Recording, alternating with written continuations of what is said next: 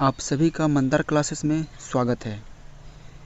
आज हम class 10th की भौतिकी का चैप्टर फर्स्ट का हम टोटल 25 MCQ देखेंगे, है ना। लगभग 25 क्वेश्चन में आपका लगभग टोटल ऑब्जेक्टिव कवर हो जाएगा, तो आप इसमें बने रहिए। देखिए, क्वेश्चन नंबर 1 है कि प्रकाश की किरण गमन करती है। तो प्रकाश की किरण, आपको पता होगा कि प्रकाश की किरण जो है सीधी रेखा में गमन करता है, ठीक है। प्रकाश की किरण जो है सीधी रेखा में गमन करता है, तो इसका ऑप्शन हो जाएगा 1।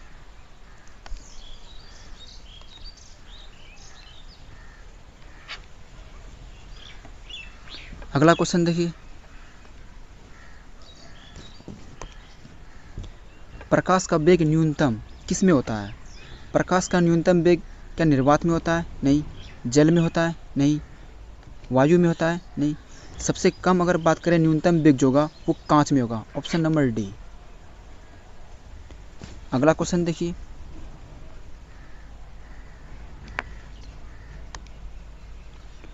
मोटर कार के हेडलाइट में किसका प्रयोग होता है। अब देखिए, मोटर कार का हेडलाइट है, तो मोटर कार का हेडलाइट जिसमें लाइट, जैसे लाइट निकलता है, तो मोटर कार के हेडलाइट में हम यहाँ पर अवतल दर्पण का प्रयोग करेंगे। कौन सा? अवतल दर्पण का। लेकिन अगर वही पूछा जाए कि साइड मिरर, है ना, साइड मिरर के रूप में यहाँ पर हम उत्तल दर्पण का प्रयोग करते हैं। साइड मिरर के रूप में उत्तल दर्पण का प्रयोग करते हैं। अगला क्वेश्चन देखिए,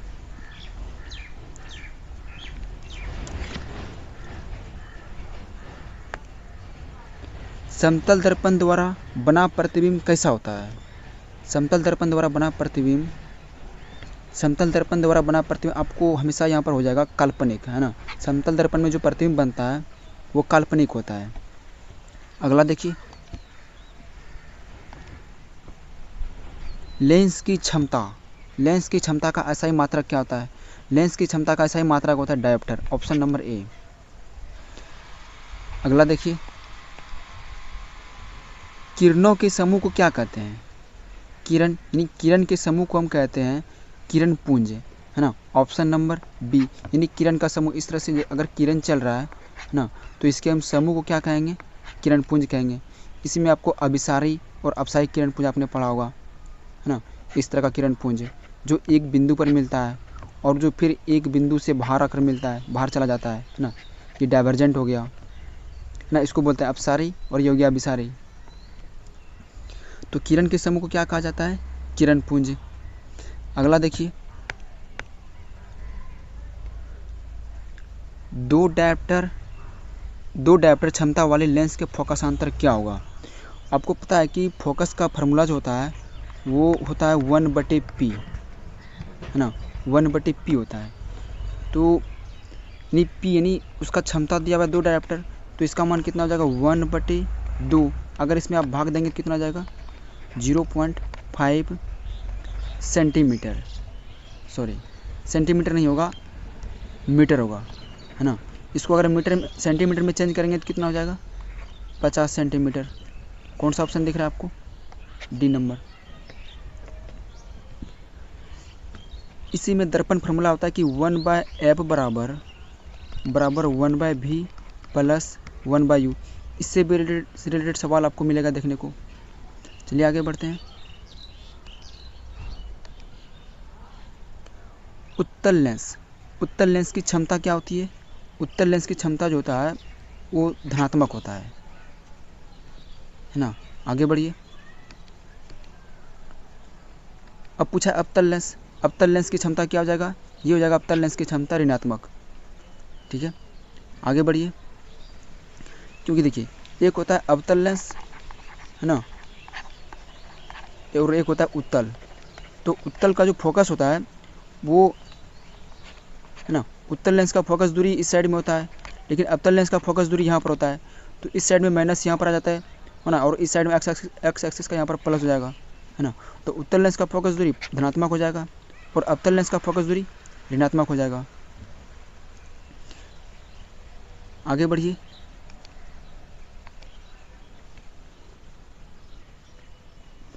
उत्तल लेंस को क्या कहा जाता है ना। उत्तल लेंस को अभिसारी लेंस, अपसारी लेंस, इनमें से कोई नहीं। तो उत्तल लेंस को हम क्या कहेंगे? अभिसारी लेंस कहेंगे। ठीक है, आगे बढ़िए। अवतल लेंस को क्या कहेंगे? तो अवतल लेंस को यहाँ पर हम क्या कहेंगे? अपसारी लेंस।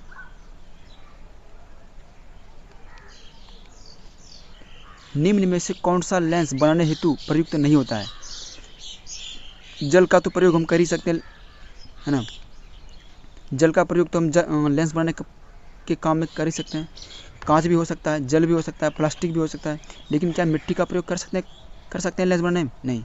तो इसका आंसर क्या हो जाएगा? मिट्टी। ठीक है, अगला बढ़िए।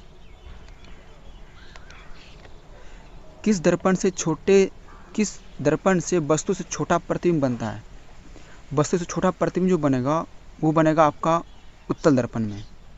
ठीक है, किसमें? उत्तल दर्पण में। क्योंकि उत्तल दर्पण का प्रयोग ही आप साइड मिरर के रूप में प्रयोग करते हैं, है ना।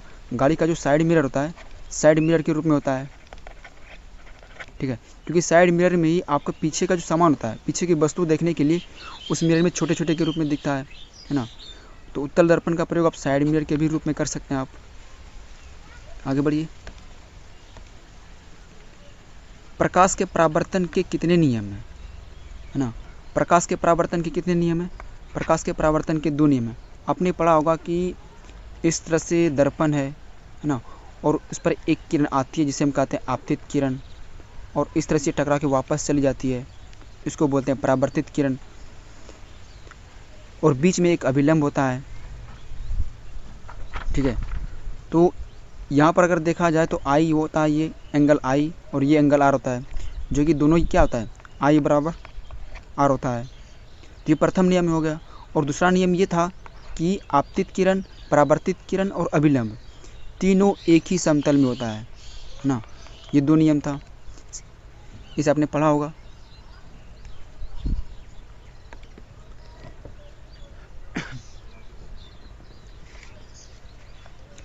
हवा से कांच में प्रवेश पर किरण मुड़ती है किस डायरेक्शन में?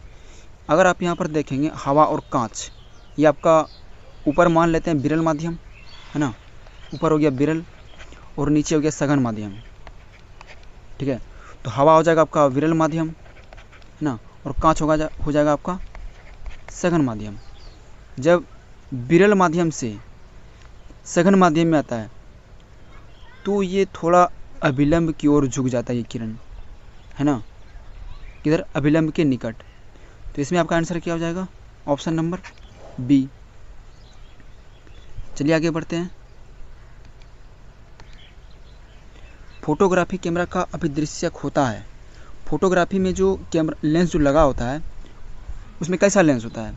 तो फोटोग्राफी में उत्तल लेंस का प्रयोग करते हैं। आगे बढ़िए। अब देखिए फिर से वही क्वेश्चन आ गया कि गाड़ी में जो साइड मिरर होता है, साइड मिरर के रूप में कौन सा दर्पण का प्रयोग करते हैं? तो यहाँ पर अवतल दर्पण है, उत्तल दर्पण है, उत्तल लेंस है, लेकिन आपको क्या टिक करना है? उत्तल दर्पण।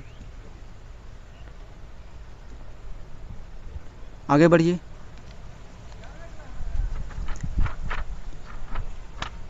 यहाँ पर लिखा हुआ है कि अवतल दर्पण की फोकस दूरी 10 सेंटीमीटर है, तो वक्रता त्रिज्या क्या होगा? यानी कि फोकस दूरी दिया हुआ कितना?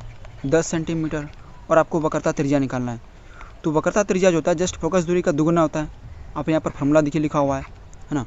तो r बराबर 2f, तो 2 गुना 10 कितना हो गया? 20 सेंटीमीटर। ठीक है, आगे बढ़िए। सरल सूक्ष्मदर्शी में किसका उपयोग होता है? तो सरल सूक्ष्मदर्शी में अगर देखा जाए तो यहाँ पर उत्तल लेंस का प्रयोग करते हैं। ठीक है, आगे बढ़िए। किस लेंस द्वारा सिर्फ काल्पनिक प्रतिबिंब बनता है? किस लेंस द्वारा सिर्फ काल्पनिक प्रतिबिंब बनता है? तो काल्पनिक प्रतिबिंब बनने के लिए आपके पास उत्तल लेंस होना चाहिए, है ना। उत्तल लेंस में काल्पनिक प्रतिबिंब बनता है।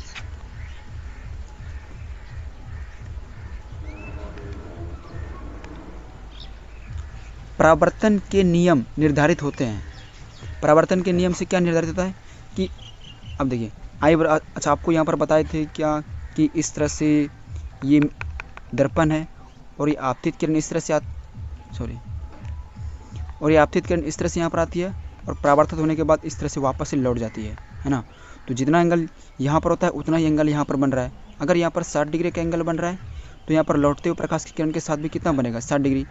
मतलब आपतन कोण और परावर्तन कोण दोनों ही क्या होगा बराबर होगा। तो आपको कौन सा ऑप्शन दिख रहा है आपतन कोण परावर्तन कोण बराबर ये वाला I बराबर R।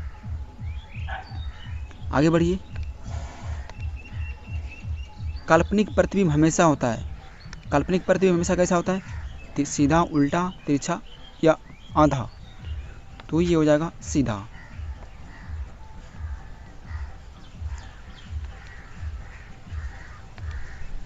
प्रकाश के अपवर्तन के कितने नियम हैं। अपने परावर्तन का 2 नियम पढ़ा, उसी तरह से अपवर्तन का भी 2 नियम होता है। सर्च लाइट का परावर्तक सतह होता है। आपने इस तरह का टॉर्च अपने घर में टॉर्च का यूज किया है ना। जो टॉर्च होता है उसके आगे में जो इस तरह से लगा होता है ना, तो इसमें जो होता है ये अवतल दर्पण का प्रयोग यहाँ पर होता है। ठीक है, कौन सा अवतल सतह होता है, अवतल क्या लिखा है सतह जो होता है अवतल होता है वहाँ पर।